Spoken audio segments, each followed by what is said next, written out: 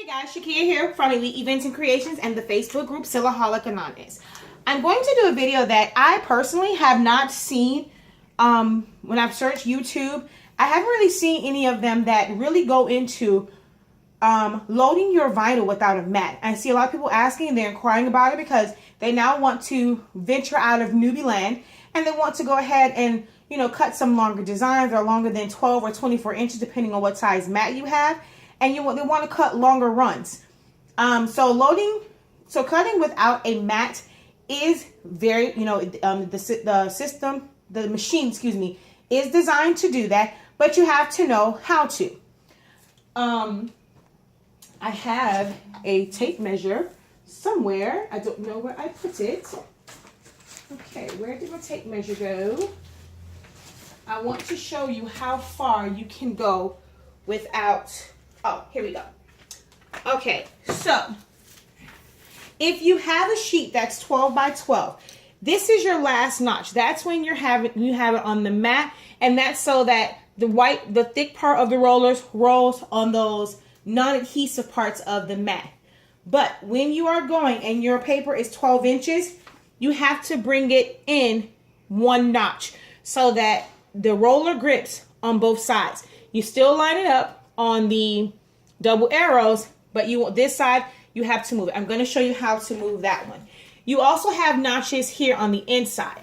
You can do that one, and if you have scraps, you can use scraps up to 8.5, pretty much 8 inches, 8 to 8.5 inches that you can use for here.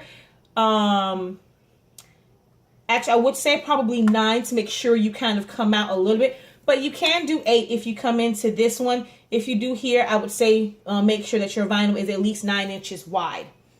So what you do to move it is you push the lever down. It's going to raise it up.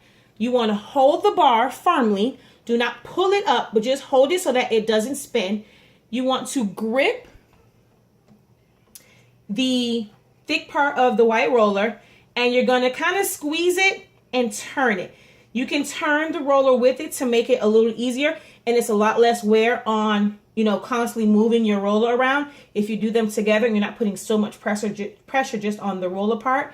And then you can move this, to the different notches, okay? That's for heat transfer or adhesive vinyl. If most, all the heat transfer comes pretty much in 15, unless you're buying it from somewhere and they maybe cut it down. But as far as on the roll, they come in 15 inches. They will fit with the rollers on the last notch. You won't have to adjust them because the 15 inches will fit in there.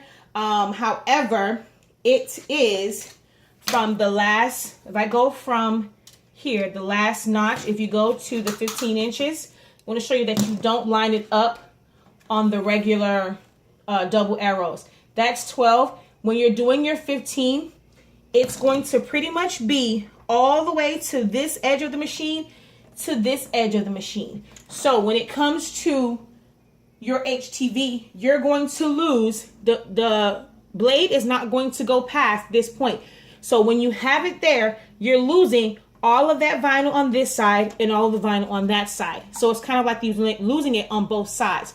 I would recommend just cutting it down to 12. That way you have that 3 inches that you can put on a mat and have a full 3 instead of it being split.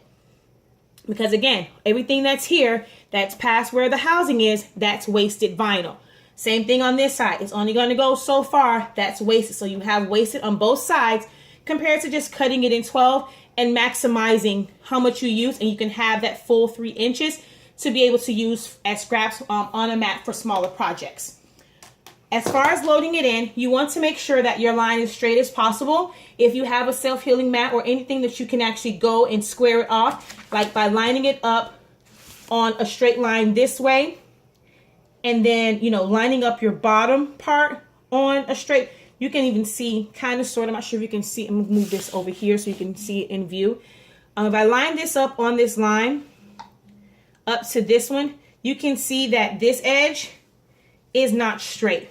That can, well, you really can't see it. Let me zoom in and kind of move it. You can sort of see that that line is covered up there, but then you can see the white line there. That one is not lined up perfectly. So that would be a problem. So as far as loading it, you just want to line it up to the arrows. And then, oh, make sure that your lever is pushed back up. People that all have that issue too, and they forget and they leave the lever up. I like to hold my vinyl top right at the edge of the rollers, and a lot of times I'll use my pinky and help guide it through to where it stays as straight as possible. Sometimes I will tap that down arrow to feed it through a little bit, just to make sure that I don't nick the edge of the vinyl. If you are cutting from a roll, you don't have the problem, you can let it feed through. I would recommend feeding it, hold down the arrow. If you have the newer machine, let me zoom back out. This is the older one, the newer machine.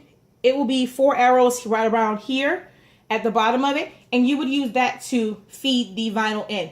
So it's a good idea to feed the vinyl the length that you want to go to make sure that it doesn't shift, and then you want to push the up arrow to feed it back.